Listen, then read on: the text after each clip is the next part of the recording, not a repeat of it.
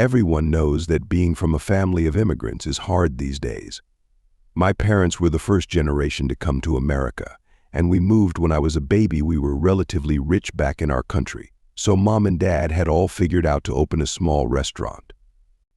In just a few years, it became a successful typical food business. Compared to other children of immigrants, I had it easy. Of course, there were always those who thought that I didn't belong in the middle class, and that my place was scrubbing floors, just like most people of my skin color. But the discrimination was veiled and condescending. Despite the xenophobes, I knew I had every right to take the same spaces they did, and I worked harder than most for it. When I graduated medical school, my parents couldn't be prouder. For a while, it felt that everything was fine with our family. Then my mother's parents started showing signs of senility. In our culture, a daughter is supposed to watch after her parents until the end, so we started making arrangements to bring them to America. Since we live in Canada, they would have access to amazing health care as well. Since July, my grandparents and their current caregiver, my cousin, let's call him Ramik, came to live near us. Grandpa and Grandma loved everything, but Ramik had a hard time adapting. We got along well enough, but he missed his old home, complained about everything, and refused to learn English or get a job besides from helping care for our elders. My parents wanted to send him back, and he wanted to go back too, but my grandparents strongly refused to let him go. Ramik wasn't the most pleasant person, but he was indeed extremely kind when it came to the two of them, so it was understandable. I didn't want to meddle, so I limited myself to visit around once every 2 weeks, since my job is extremely demanding, and I don't live at my parents' anymore. It was around October 25th when Ramik asked to talk to me privately. I followed him to the kitchen. "So, Aisha, what are you a doctor to? You know anything about eyes?" "I'm not a specialist, but if it's something simple, I can help. It's just that I've been seeing those little handprints randomly. When I close my eyes, they're white. When I open my eyes, they're black, somewhat made of light and shadow." It sounded like an extreme case of floaters, but one thing caught my attention. "Are you sure they are shaped like hands? Isn't it more like when you see a bird shape on a cloud or something?" He pondered for a while. I never saw my cousin so serious. "No, the shapes are very distinctive." I browsed my phone for a contact, then wrote down the number and address of a friend who's an optometrist. He was from the same nationality as ourselves, so I hoped my cousin wouldn't be shy to book an appointment. "Well, that sounds serious, Ramik. Please see this friend of mine, he's great. If there's anything wrong with your eye, he'll find it out and solve it." And this was the last time that I've ever saw my cousin alive. My last words to him were gentle and helpful, but considering the horrifying conditions of his death, I wish I had paid more attention to him. To be completely honest, I wasn't really worried about Ramik's eyesight. I had referred him to a great doctor. My schedule at the hospital was hectic, and I was supervising a renovation at my apartment, so what could I do? I was walking in the parking lot at the end of a particularly difficult night shift when my mother called. "Your cousin Ramik is dead. Come home immediately." Her voice was tearful, but authoritative. She was getting used to being the head of our family pretty well. The shock made me leave my car behind and get an Uber. My father offered me a hug and a strong hot coffee as soon as I arrived. Grandpa and Grandma were crying on the couch, looking utterly relentless. They were both pushing 80, so terribly frail and unsteady. My heart broke seeing them like that. My mother was doing her best to comfort them while still shaken, so Dad took me to another room to explain the situation to me. "You and Ramik are about the same age, Aisha. Have he told you anything? Out of the ordinary, I mean." I told Dad about the short conversation we had about shapes of hands on his eyesight. I can call my friend and ask if Ramik actually went there. If he went, given the circumstances, I'm sure we'll be able to take a look at his patient file," I offered. It was already past 8 a.m., so his office had just opened. "Aisha, I was about to call you," my friend answered the phone. "Louise said that yesterday a man tried to book an appointment.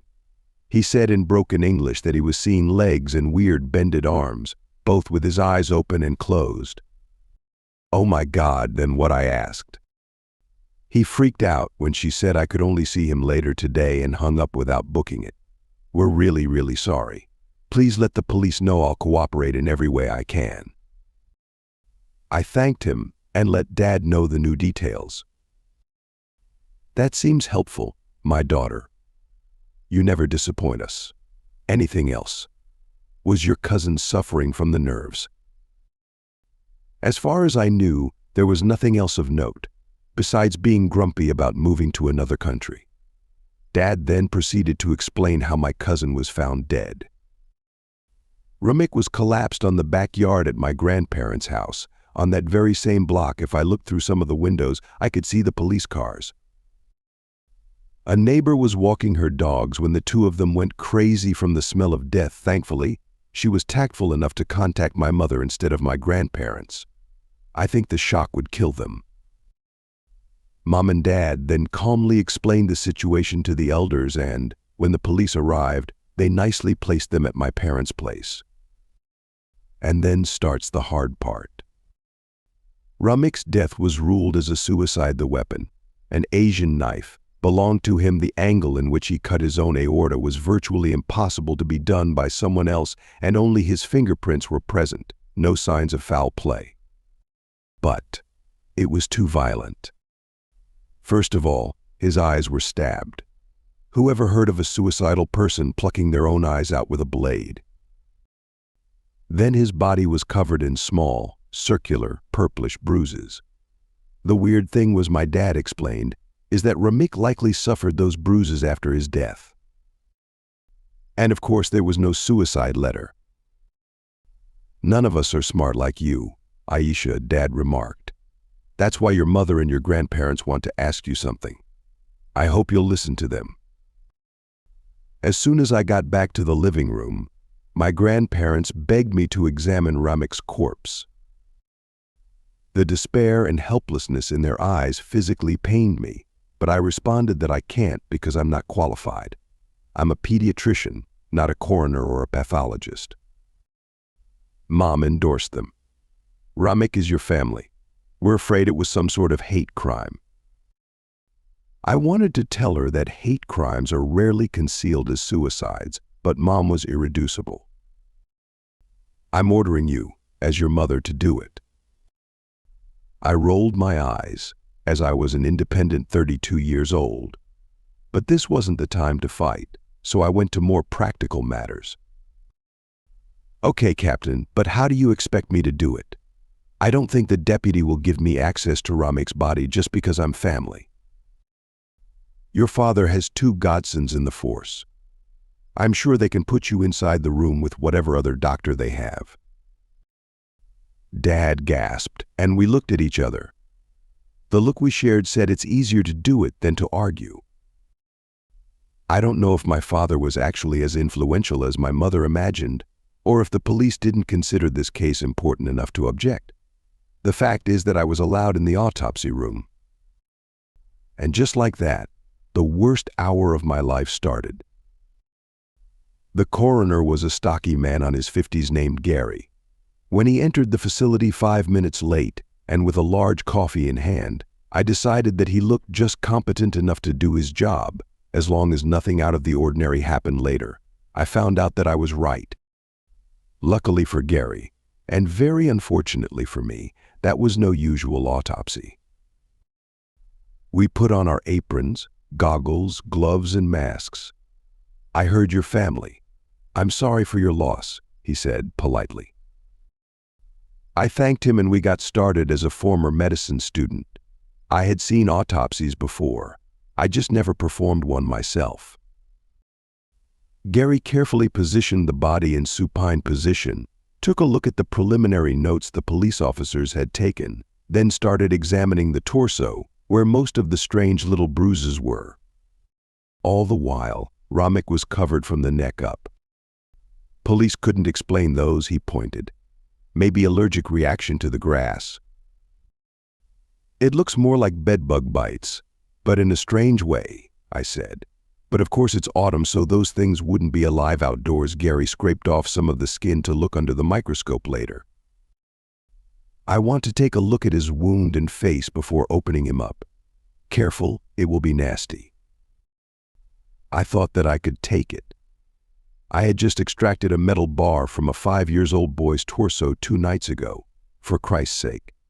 But when Gary took off the sheet covering my cousin's face, I almost lost it. His throat had a relatively clean cut from side to side, like he didn't mean to just bleed to death, but actually decapitate himself. Still, the canoe-shaped wound was creepy, like the Cheshire cat tried to conjure his mouth in a very wrong place. Your family thinks he was murdered because he's not white, huh? I'd feel the same way, he remarked, as the two of us focused on his neck, because we couldn't bring ourselves to look at the holes where his eyes should be. I mustered courage to look at his face. His mouth was open, showing not mere physical pain, but a transcendental horror. His cheeks were still covered in now dried blood. His eye sockets, oh my God, I wish they were empty. Instead, they were covered in nasty ulcers and partially squeezed remains of his eyeballs. Looking at the raw skin was nauseating to the point where I felt violated. These wounds clearly weren't the causa mortis. We can go back to them later, only if necessary, Gary said. Of course he saw his share of gore as well, but he too was unwilling to look at my cousin's mangled face longer than necessary. So the coroner covered Ramik's face again and proceeded to cut his chest in a Y shape to check if there was anything wrong with his organs. Next was sawing his ribcage open, but it never happened. Instead, I'll never forget the shriek of panic that Gary let out as he was finishing the incision in my cousin's belly. My only reaction was jumping back as I realized why Gary was retching inside his disposable mask and cursing. His gloved hand was black and viscid. The inside of Ramik's body was crawling with bugs. The bugs were moving around busily and building a nest, thus the viscous substance holding themselves not only in my cousin's organs, but in his most superficial tissues as well. That's how he had bites after his death. They came from the other side of his skin. And, of course, where there are bugs in a nest, there are larvae. Hundreds of them. Coughing from inhaling his own vomit, Gary started taking off his PPE with his clean hand. A few bugs immediately flew on his hair. He slapped his own head, on the verge of a monumental nervous breakdown.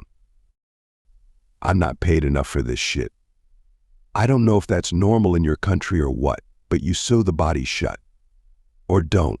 Just burn this unholy thing. And he left me alone in an autopsy room with the infested corpse of my cousin. What I did next was driven by the pure instinct of obeying my mother, no matter how ludicrous the task she entrusted me is. I carefully protected all my still exposed skin, then grabbed a few bugs and put them in a jar. No one would believe that Ramik was infested from the inside, so I had to show proof. Also, I didn't recognize that species, so maybe it was some new danger. I then started slowly making the baseball stitch I knew I was supposed to, but never had to. Every so often, a bug would crawl on my hand or my arm, and I prayed that my protection equipment was enough to keep me from the same fate my cousin had suffered. I cried as I worked. I still hadn't cried, saving my tears for when I finally uncovered the truth, but it was clear to me that Ramik took his life because the sensation of the bugs moving around inside his guts had driven him crazy. My stitch didn't look very good, but it felt like it was going to hold. Before leaving, I decided to take one last look at Ramik's face. I then realized that the raw sores inside his eye sockets were bites too, just like on his skin. He ripped his eyes out with a knife because his ocular globe was teeming with insects. His funeral was 3 days ago. I didn't have to explain anything to my family. I just confirmed that his death was indeed a suicide, and they deemed my judgment absolute. As to why, I vaguely replied that Ramik was suffering from a mental illness that caused delusions. With that explanation, they are miserable, but pacific. I don't know for how long I can keep telling this lie. Today, the police interrogated me about the suicide of a 54-year-old forensic coroner known as Gary. I felt like I had to explain part of the story and show them the jar. The bugs were still alive and multiplying. With everything regarding my cousin's death, I didn't have a chance to take a good look at them. When both the deputy and I looked at them through a magnifier, my blood ran cold. I've never seen any species like that. This bug's legs don't end in claws like most, it ends in tiny 5-fingered hands.